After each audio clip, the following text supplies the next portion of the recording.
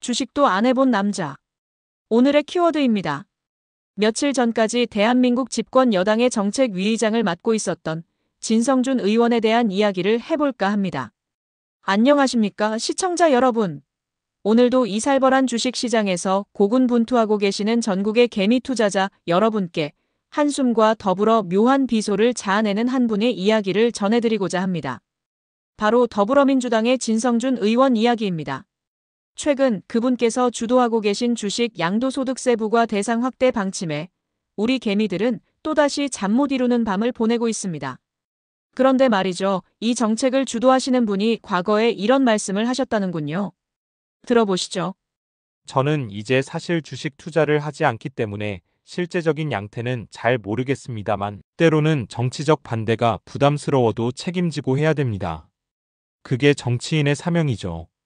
주식시장의 롤러코스터 같은 등락을 한 번도 몸소 체험해보지 못한 분이 감히 이 치열한 시장의 생리를 좌우하는 법안을 만지고 계신다니 듣고도 믿기지 않는 이 현실에 개미들의 심장은 또 한 번 쿵 내려앉습니다.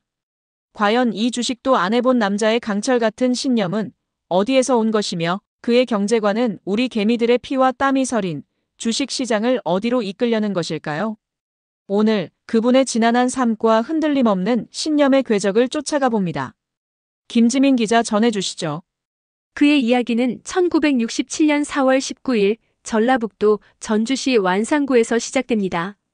여양진 씨 가문의 한 모범생으로 전주 풍남초등학교, 전주신흥중학교, 동암고등학교를 거치며 순탄한 학창시절을 보냈다고 합니다.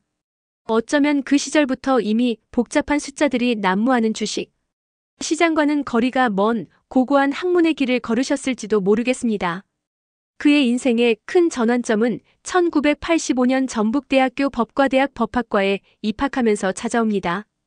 3학년 때는 법과대 학생회장을, 4학년 때는 총학생회 부회장을 역임하며 일찌감치 리더십을 발휘하셨죠. 특히 518 광주민주화운동과 현대사에 대한 깊은 자각은 그를 자연스레 학생운동의 길로 이끌었습니다. 6월 항쟁 때는 전북대 법대 학생회장으로서 시국 현장에 몸소 참여하며 그의 강직한 정의감이 싹트기 시작했습니다. 아마도 이 시절 쌓인 사회 정의에 대한 굳건한 신념이 오늘날 부자, 감세는 불가하다는 그의 철학의 근간이 되었을지도 모르겠습니다. 대학 졸업 후 그분의 원칙주의자 면모는 더욱 빛을 발합니다. 군에 입대해서도 군내 부조리와 인권 침해를 직접 제기하다가 급기야 국가보안법 위반으로 육군 교도소에 수감되는 문자 그대로 극적인 시련을 겪게 됩니다. 3년 6개월이라는 긴 세월을 옥고 끝에 특별사면으로 풀려나셨다고 하니 이 시기는 아마도 시장의 논리보다는 원칙과 정의를 굳건히 지키려는 그의 신념을 더욱 단단하게 벼려낸 시간이 아니었을까 싶습니다. 자유로운 시장 경제의 논리보다는 정의로운 분배에 더욱 심취하게 된 계기가 되었을 수도 있겠지요. 감옥문을 나선 1995년 3월 그는 민주당 장영달 의원의 보좌관으로 정치에 발을 들여놓습니다. 이후 6년간의 보좌관 생활을 통해 실전 정치의 묘미를 익히고 민주당 전략기획국장, 전략기획위원장 등 주로 전략통의 길을 걸어오셨습니다. 정세균, 손학규, 한명숙 등 굵직한 당대표 체제에서 핵심 전략 라인을 담당하며 뇌 속에서만 움직이는 듯한 탁월한 기획력과 추진력을 인정받으셨죠. 마침내 2012년 민주통합당 비례대표로 제19대 국회에 입성하며 금배지를 다셨습니다. 비록 제20대 총선에서 잠시 주춤하셨지만 서울 강서구 을 지역구에서 21대, 22대 국회의원에 연이어 당선되며 화려하게 재기에 성공하셨으니 그 끈기와 집념만큼은 정말 존경스럽습니다. 강서구는 참으로 대단하네요. 강서구 갑의 국회의원은 강선우 의원. 보좌진 갑질 의혹이 있는 그 의원의 지역구죠. 국회 밖에서도 그의 활약은 대단했습니다. 문재인 정부 시절 대통령 비서실 정무기획비서관으로 청와대에서 근무하며 정무 감각을 익히셨고 박원순 시장 시절 서울시 정무부 시장을 맡아 도시행정의 실무까지 두루 섭렵하셨으니 그야말로 팔방미인에 가까운 엘리트 코스를 밟아오신 분이라 할 수 있습니다. 그리고 2024년 4월 21일 현재 더불어민주당 정책위원회 의장이라는 당의 정책을 총괄하는 핵심 요직을 맡고 계시죠. 그야말로 우리 개미들의 운명을 쥐락펴락할 수 있는 막강한 권한을 손에 쥐신 것입니다.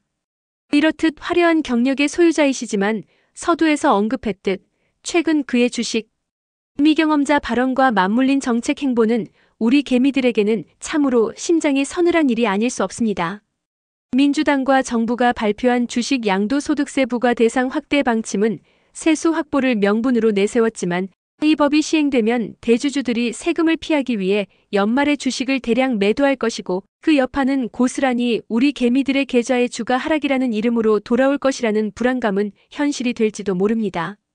더욱이 이재명 정부는 코스피 5000 시대를 외치며 주식시장 활성화를 국정 목표로 내세우고 있지 않습니까? 부동산에 묶인 국민 자산을 주식시장으로 돌리겠다던 그 약속은 어디로 간 것입니까?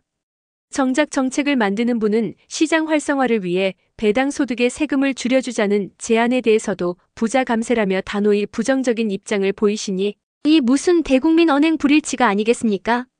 사실 이러한 정책적 불협화음은 이번이 처음이 아닙니다. 지난해 주식 투자 이익에 세금을 물리는 이른바 금투세 논란이 한창일 때도 진성준 의장님은 강경하게 금투세 시행을 주장하시며 우리 개미들의 간담을 서늘하게 만들지 않으셨습니까? 당시 이재명 세냐는 반발 속에 결국 연말에 폐지되었으니 망정이지 그때의 악몽이 또다시 되풀이될까 우리는 밤잠을 설치고 있습니다. 이런 상황에서 당내에서도 볼멘 소리가 터져나오는 건 어찌 보면 당연한 일입니다. 친명계 지도부인 이원주 최고위원은 배당소득 분리과세는 공약이니 반드시 처리하겠다고 나서고 경제통 이소영 의원마저 부동산에서 증시로 자금 이동을 외치면서 정작 세금을 매긴다는 것은 일관성이 없다며 따끔하게 비판하지 않았습니까? 물론 박상혁 대변인은 정책이란 게 원래 여러 의견이 있는 게 자연스러운 것이라며 진화에 나섰지만 우리 개미들에게는 그저 남의 이야기처럼 들릴 뿐입니다.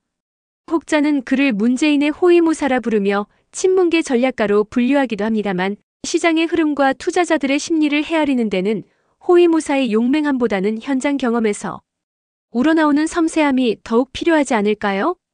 그 와중에도 진성준 의원님께서는 서울 강서구 의뢰 현역 의원으로서 매주 골목 진담을 통해 지역 주민들과 꾸준히 소통하시고 9억 원대의 재산을 신고하시며 반려견 치와와를 키우시는 따뜻한 일상을 공개하시기도 합니다. 토론 프로그램에서 부동산 정책 발언으로 논란이 있었을 때도 적극적으로 해명하셨다니 어쩌면 그분은 자신이 생각하는 정의와 원칙에 너무나도 충실한 분일지도 모르겠습니다.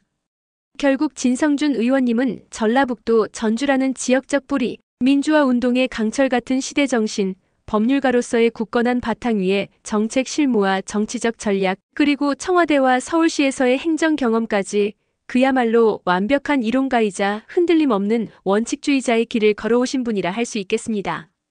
군 복무 시절 겪었던 옥고와 치열한 현장 경험이 그를 현장형, 전략형 정치인으로 벼려냈다고 합니다만 과연 주식시장이라는 예측 불가능한 전쟁터에서 살아남아야 하는 우리 개미들의 현장과는 얼마나 맞닿아 있을지는 의문입니다. 지금까지 더불어민주당 진성준 정책위의장의 삶과 정책 여정을 조금은 냉소적인 개미 투자자의 시선으로 짚어보았습니다.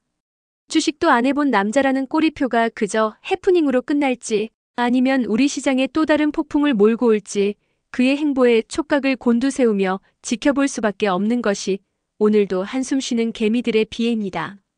오늘 영상은 여기까지입니다. 시청해주셔서 감사합니다. 한 번도 생산적인 일을 해본 적이 없는 남자. 단 한 번도 직장 생활을 해본 적이 없는 남자. 이 남자가 대한민국의 경제의 축인 주식시장을 과연 어떻게 붕괴시킬지 잘 지켜봐야겠습니다. 여러분은 어떻게 보셨나요? 댓글로 의견을 공유해주세요.